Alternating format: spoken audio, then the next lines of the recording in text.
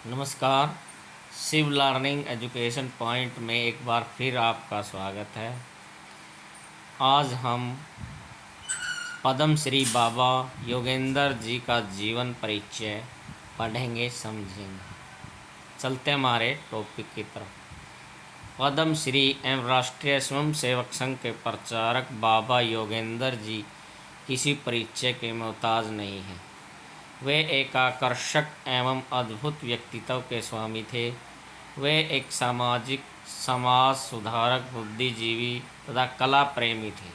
उन्होंने अपना संपूर्ण जीवन समाज सेवा तथा भारतीय कला एवं संस्कृति के संरक्षण एवं संवर्धन में लगा दिया। इनका जन्म 7 जनवरी 1924 को प्रसिद्ध वकील बाबू विजय बहादुर श्रीवास्तव के घर हुआ था।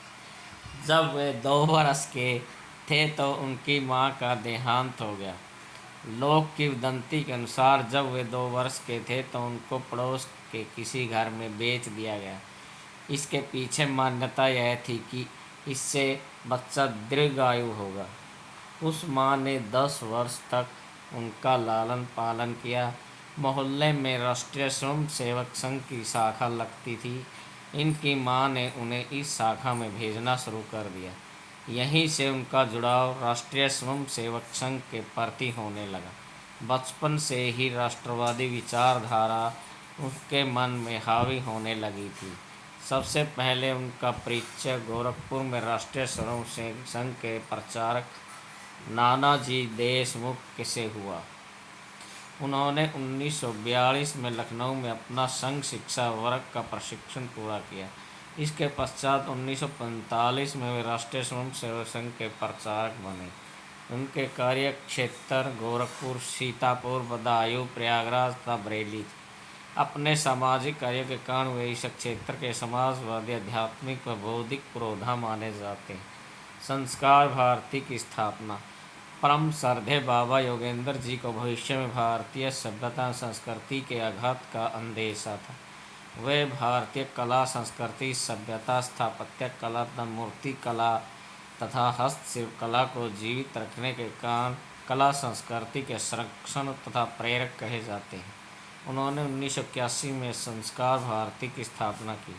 कला साधकों को एक मंच पर लाने के लिए एक क्रांतिकारी प्रयास था।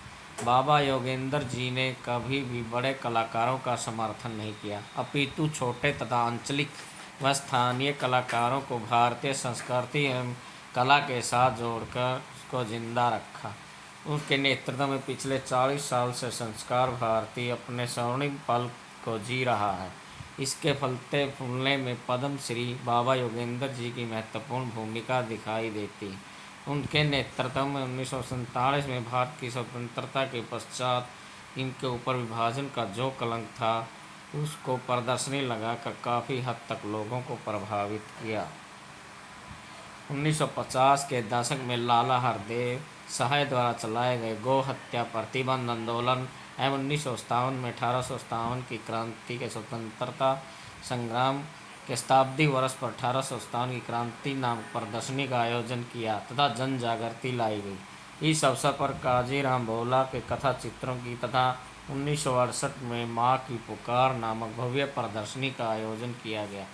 उनके द्वारा 1965 में धर्म गंगा प्रदर्शनी एवं आपातकाल में जनता की पुकार नामक प्रदर्शनी लगाई गई।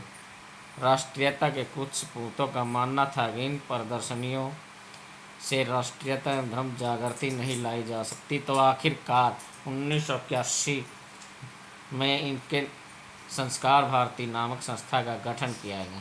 इसके निर्माण में राष्ट्रीय कार्यकारिणी के उस समय के सदस्यों का महत्वपूर्ण योगदान रहा है।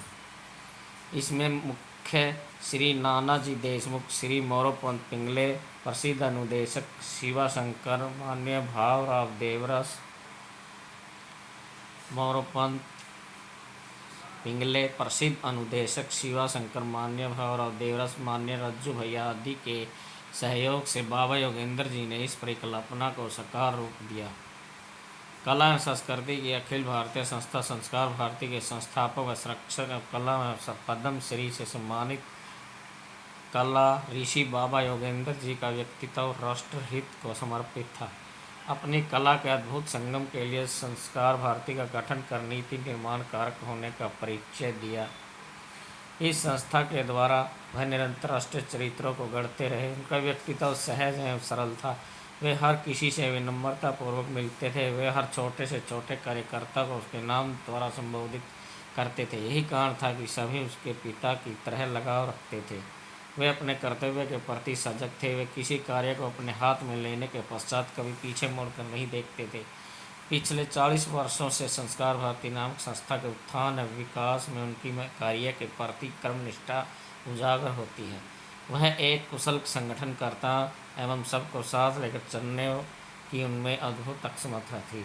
वे हर किसी कार्यकर्ता को, चाहे छोटा हो या बड़ा, सभी का नाम मान व सम्मान रखते थे। वे हर किसी को उनके नाम से संबोधित करते हुए उसके साथ जोड़े रखते थे। इस प्रकार के आध्यात्मिक राष्ट्रीयता के प्रबल समर्थक तथा समाज सुधार के जीवन व कार्यों से हमारा समाज प्रेरणा प्राप्त करता रहेगा। जब उनकी मृत्यु का समाचार सुना तो सभी कार्यकर्ता हैरान व दंग रह गए। इस प्रकार के आदर्श व्यक्तित्व से हमारा देश वंचित हो गया, मगर आज भी उनकी शिक्षाएं हम भारतवासियों को सदियों तक उनके कला एवं संस्कृति में योगदान के लिए हमें प्रेरणा देती रहेंगी। उनकी दिव्य आत्मा को सत सत नमन। धन्यवाद।